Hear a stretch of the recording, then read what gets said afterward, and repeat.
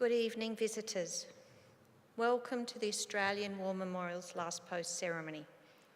My name is Lexa Peterson, and joining us today from the Royal Australian Air Force is Squadron Leader Stacey Davids. We warmly welcome the family of Private Albert James Browning, whose story will be told shortly.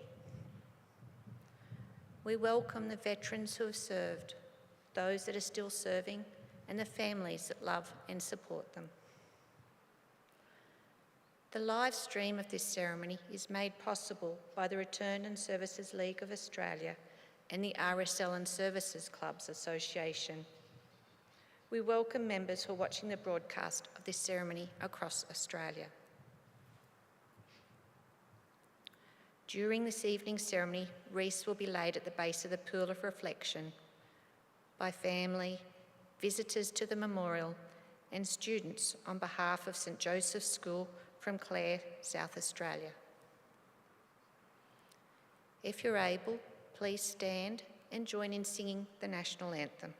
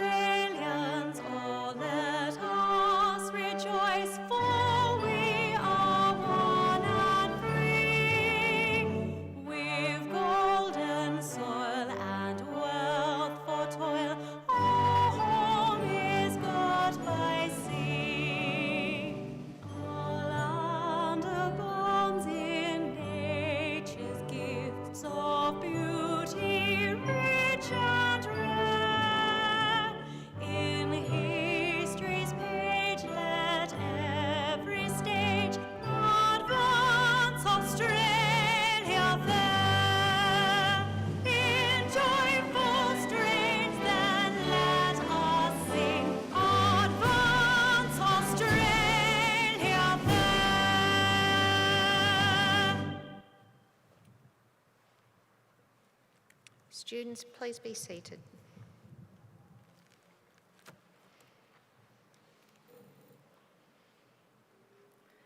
The Australian War Memorial was the vision of Charles Bean, Australia's First World War official historian.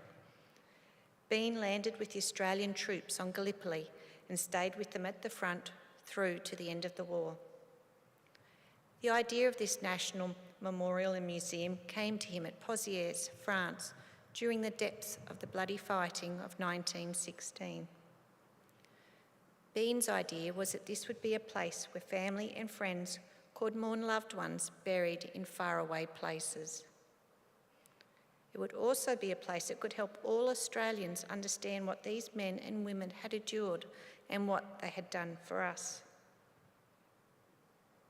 Bean's vision, to which we remain true, is best expressed as inscribed in the entrance to the memorial's galleries.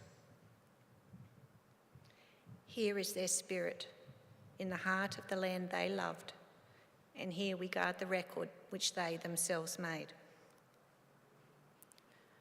Tonight, we will read the story behind just one of those on the Roll of Honour, which lists the names of more than 103,000 men and women who have given their lives for us in war and on operations for more than a century.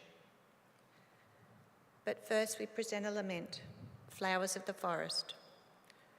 Wreaths or floral tributes will now be laid at the base of the Pool of Reflection.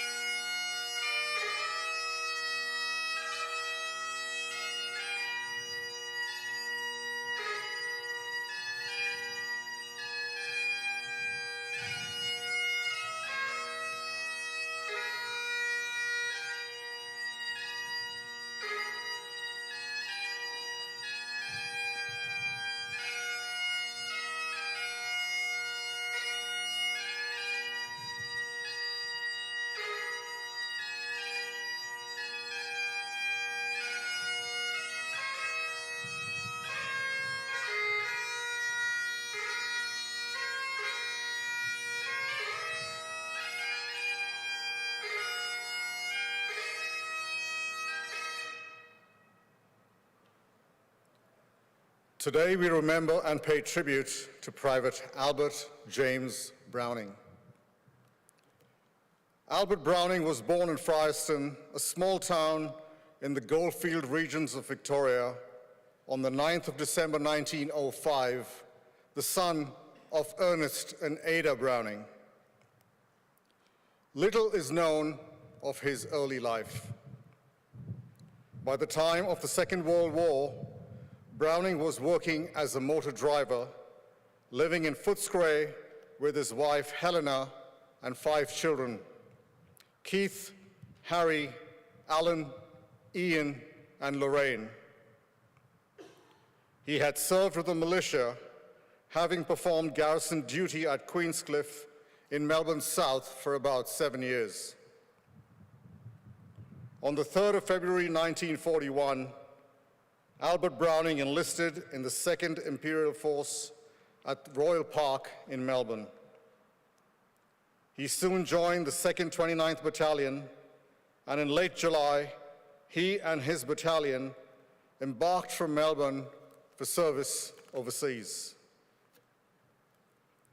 Arriving at Singapore in mid-August, Private Browning spent much of September and October suffering from back and ankle problems after being injured when an ambulance which was taking him to a hospital overturned.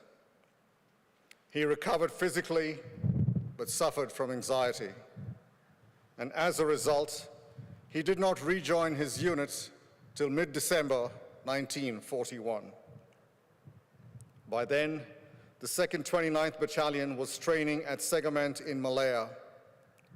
The battalion would soon put what it had learned into practice. Japanese forces had landed in Thailand and northern Malaya on the 7th of December. By mid-January, they had reached the Muar River in northern Johor. As the area was defended by an inexperienced and poorly trained Indian brigade, the 2nd 29th and 2nd 19th Battalions were sent as reinforcements. The 2nd 29th reached Bakri on the 17th of January and assumed defensive positions. The Japanese attacked the next day. The fighting was fierce, but the battalion and the 2nd 4th Anti-Tank Regiment destroyed several Japanese tanks. In the meantime, the 2nd 19th had arrived at Parit Salong, south of Bakri, having fought its way through the Japanese, who were beginning to encircle the 2nd 29th. The 2nd 19th attacked along Muar Road on the 19th of January and held a vital crossroad long enough for the 2nd 29th and Indian units to withdraw. However, the Japanese had already outflanked the 2nd 19th's position, and the Australians and Indians began to withdraw towards Parit Salong the next morning.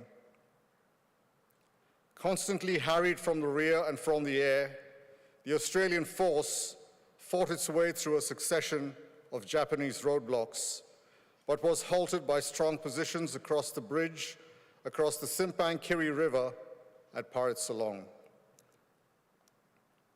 With its ammunition exhausted, casualties mounting, and no chance for relief, the combined Australian-Indian force struck out through the jungle for Yongpeng on the morning of the 23rd of January, having been forced to leave their wounded behind, about 110 Australians and 40 Indians. Private Browning was among those left behind. The men were rounded up by the Japanese force and forced to surrender their belongings, including their clothes, which were later returned. The men, now prisoners of war, were beaten, tormented, and denied food, water, and medical attention. At sunset on the night of the 22nd of January 1942, the men were roped or wired together in groups and led into the jungle, where they were shot with machine guns, doused with petrol, and set alight. Only Lieutenant Ben Hackney and Reginald Horton survived, feigning death despite repeated brutalities by the Japanese. With no known grave, today Albert Browning is commemorated at the Singapore Memorial, which bears the names of more than 24,000 casualties of the Commonwealth Land and Air Forces who have no known grave. His name is listed on the Roll of Honor on my left, among almost 40,000 Australians who died while serving in the Second World War. His photograph is displayed today by the Pool of Reflection. This is but one of the many stories of service and sacrifice told here at the Australian War Memorial. We now remember Private Albert James Browning, who gave his life for us, for our freedoms, and in the hope of a better world.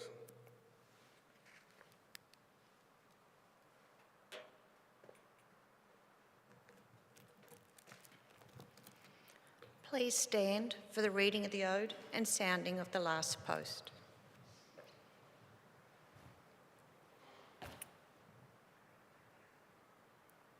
They shall grow not old, as we that are left grow old. Age shall not weary them, nor the years condemn. At the going down of the sun, and in the morning, we will remember them. We will remember them.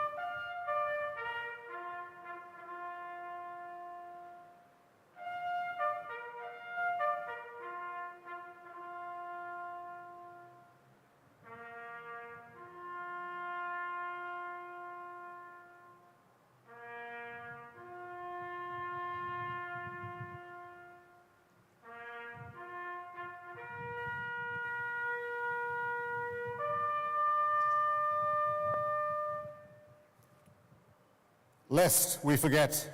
Lest we forget.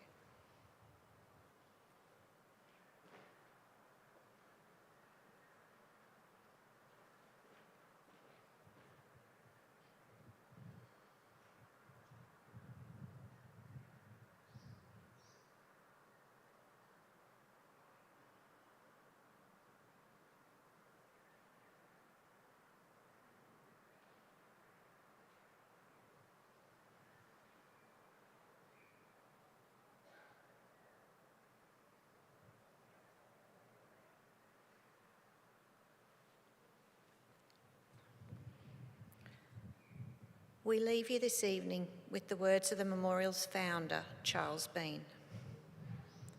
Many a man lying out there at Pozieres or in the low scrub at Gallipoli, with his poor tired senses barely working through the fever of his brain, has thought in his last moments, well, it's over, but in Australia, they will be proud of this. Ladies and gentlemen, girls and boys, that concludes the last post ceremony. On behalf of the Director, staff and volunteers, thank you for visiting the Australian War Memorial today and for your continued support during the memorial's development project. We wish you all a very pleasant evening.